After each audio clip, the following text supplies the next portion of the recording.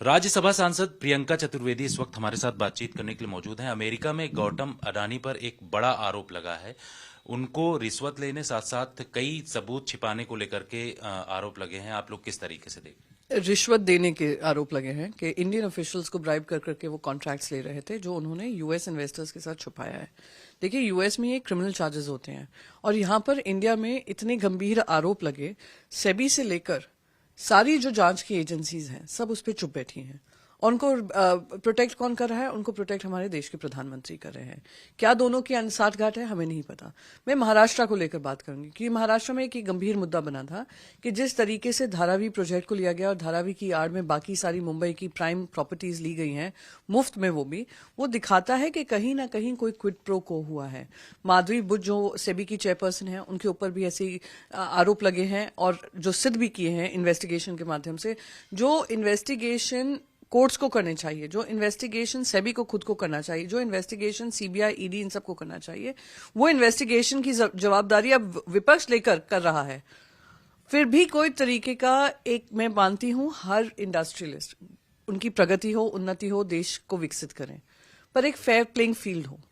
अगर कोई अकाउंटेबिलिटी की बात करते हैं, कॉर्पोरेट सोशल रिस्पॉन्सिबिलिटी भी होती है, कॉर्पोरेट अकाउंटेबिलिटी भी होती है, वो होना जरूरी है। आज यूएस में इस तरीके का इंडाइटमेंट होना, ये मैं देश भर के लिए एक ऐसा माहौल बना है कि हमारे इंडस्ट्रियलिस्ट पे भरोसा लोगों का उठने लग जाएगा। संसद सत्र आने वाला है, क्या आप लोग इस मुद्दे को संसद के अंदर भी उठाने वाले हैं? देखिए, उठाना जरूरी है क्योंकि ये देश हित की बात है।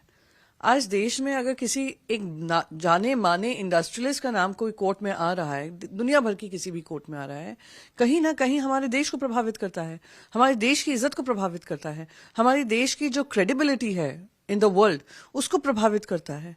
ये सालों से कमाई हमारी क्रेडिबिलिटी है। तो उस पर अगर हमें पार्लियामेंट में उठाना पड़ा, अगर किसी तरीके से सरकार इसका बचाव करने की कोशिश करती है या ये कोशिश करती है कि जो भी सामने आ रहा है वो एंटी इंडिया इंटरेस्ट है, विच इज इनकरेक्ट।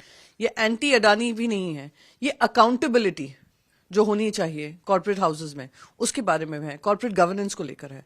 तो हम इसका मुद्दा जरूर उठाएंगे क्योंकि हर एक ऐसा प्रोजेक्ट जो इंडिया में बन रहा है, इंफ्रास्ट्रक्चर प्रोजेक्ट्स, आज उनकी जिम्मेदारी में दिया हुआ है। अब मुंबई के एयरपोर्ट्स हो, मुंबई की इलेक्ट्रिसिटी हो, बाकी सारे प्रोजेक्ट्स हों, वो उनके हवाले किया गया है। तो ये एक गंभीर मुद्दा है, हम आवाज जरूर उठाएंगे। चुनाव का रिजल्ट 23 तारीख को आ रहा है, लेकिन उससे पहले सामना के फ्रंट पेज में छपा है कि महाविकास अघाड़ी यानी अघाड़ी 160 सीटों के साथ जीत रही है और इसमें कहा गया कि ग्रह नक्षत्रों के आधार पर इस तरीके की जानकारी। आप ग्रह नक्षत्र देख लीजिए, जनता का प्यार देख लीजिए, जनता का विश्वास देख लीजिए और जनता में जो आक्रोश था, जो कुछ आपको लोकसभा में भी देखने को मिला, वो अब पूरे तरीके से आपको विधानसभा के चुनावी परिणामों में मिलेगा। कल सारे एग्जिट पोल्स आए, मैं उस पर कमेंट्री नहीं करूंगी क्योंकि एग्जिट पोल्स के हमने लगातार फेलियर्स देखे हैं, कैसे उसको फिक्स किया जाता है, कैसे स्टॉक मार्केट को मैनिपुलेट किया जाता है। तो उसमें ना पढ़कर मैं बिल्कुल, हमें यकीन है कि जनता पे विश्वास रखकर, जनता का उद्धव साहब पे प्रेम देखकर कि हम 160 का भी आंकड़ा पार करेंगे और एक कंफर्टेबल हमें मेजॉरिटी मिलेगी और उस कंफर्टेबल मेजॉरिटी के अंतर्गत जो महाराष्ट्र के लिए हम सेवा कर पाएंगे, हम सेवा करेंगे। लेकिन चुनाव में जनता की बात आप कर रहे हैं, लेकिन ग्रह नक्षत्रों को लेकर के इस तरीके से कहना, ये एक अलग तरीके का। तो उसमें क्या बुराई है? क्या हम लोग ग्रहों में विश्वास नहीं रखते हैं? क्या हमारी संस्कृति में एक इम्पोर्टेंट हिस्सा नहीं है? क्या जो हमसे कहते हैं कि गुरुवार को एक रंग पहनो, बुधवार को दूसरा रंग पहनो, तो उसमें मान्यता है और मान्यता साइंटिफिकली प्रूवन भी है। Astrology is a proven thing. तो अगर हम कह रहे हैं कि हमारे नक्षत्र भी यही बता रहे हैं और जनता का प्रेम भी यही बता रहा है, उसमें गलत क्या है? शुक्रिया आज तक से बातचीत करने के लिए। कैमरामैन अभिषेक सिंह के साथ जितेंद्र सिंह, आज तक।